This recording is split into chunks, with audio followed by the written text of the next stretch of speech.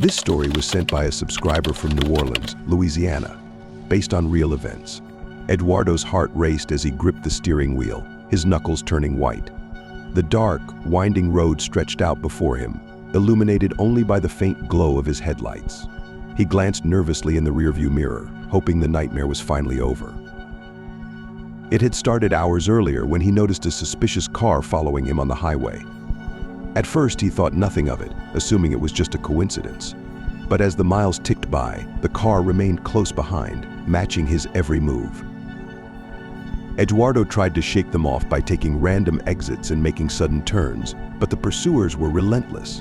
They seemed to anticipate his every move, always managing to stay just a few car lengths behind. As the night wore on, Eduardo's fear grew. He had no idea who these people were or what they wanted from him. He considered calling the police, but his phone battery had died hours ago, leaving him completely isolated. Suddenly, the pursuing car accelerated, ramming into the back of Eduardo's vehicle. The impact sent him careening off the road, his tires screeching as he struggled to regain control.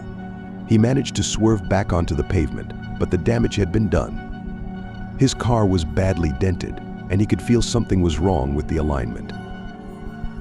Eduardo's mind raced as he tried to formulate a plan.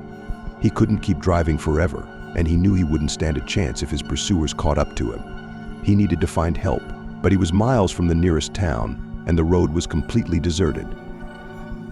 As he rounded a sharp bend, Eduardo's heart nearly stopped. Up ahead, he could see the faint outline of a figure standing in the middle of the road. He slammed on the brakes, his tires screeching as he skidded to a halt just inches from the mysterious figure. Eduardo squinted through the darkness, trying to make out the person's features. It was a man, tall and thin, with a gaunt face and piercing eyes. He wore a long, dark coat and held something in his hand that glinted in the moonlight. Before Eduardo could react, the man raised his arm, revealing a gun pointed directly at Eduardo's face. Eduardo froze, his mind racing with possibilities. Was this one of his pursuers? Had they somehow managed to get ahead of him on the road? The man spoke, his voice low and menacing. "Get out of the car," he demanded, his eyes never leaving Eduardo's face. Eduardo hesitated, his hand hovering over the gear shift. He could try to make a run for it, but he knew he wouldn't get far. The man with the gun looked like he meant business, and Eduardo had no doubt he wouldn't hesitate to shoot. Slowly, Eduardo opened the door and stepped out of the car, his hands raised in surrender. The man motioned with the gun, directing Eduardo to walk towards the woods on the side of the road. As Eduardo stumbled through the underbrush, his mind raced with questions. Who was this man, and what did he want? Were the people in the other car working with him, or was this a separate threat entirely? Eduardo's thoughts were interrupted by the sound of a twig snapping behind him. He spun around, his eyes wide with fear, and found himself face to face with a second man, equally as tall and gaunt as the first. The man smiled, his teeth glinting in the moonlight, and Eduardo felt a chill run down his spine. "Keep moving," the first man ordered, jabbing the gun into Eduardo's back. Eduardo had no choice but to comply, his heart pounding as he stumbled deeper into the woods. The two men led Eduardo deeper into the forest, the darkness closing in around them like a suffocating blanket.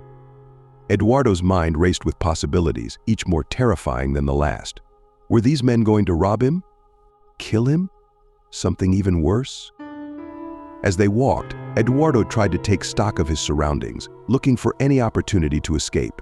But the men seemed to anticipate his every move, always staying just out of reach, their guns trained on his back. Finally, after what felt like hours, they reached a small clearing in the woods.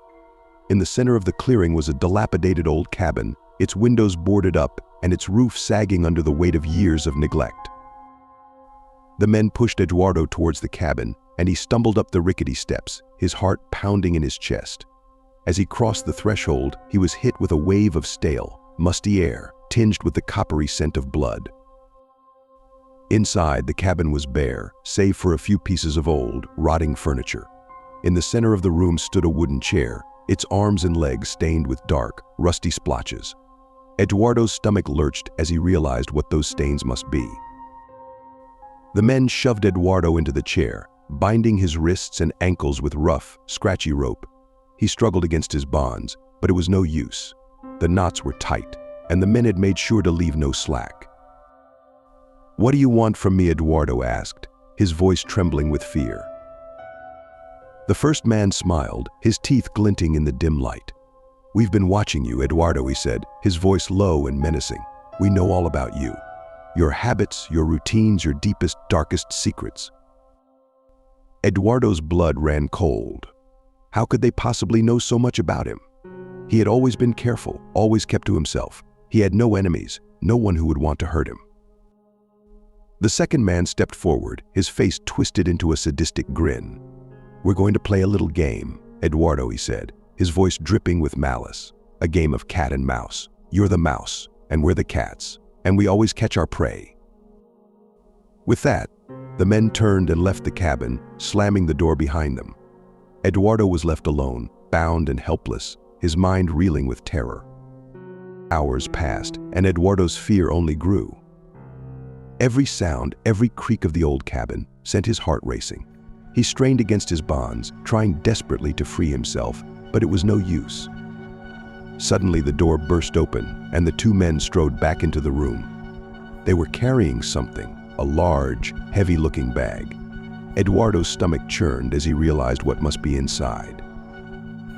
The men dumped the contents of the bag onto the floor, and Eduardo's worst fears were confirmed. Inside were an assortment of knives, saws, and other wicked-looking tools, each one gleaming in the dim light. "Time to play," Eduardo, the first man, said, picking up a long, serrated knife.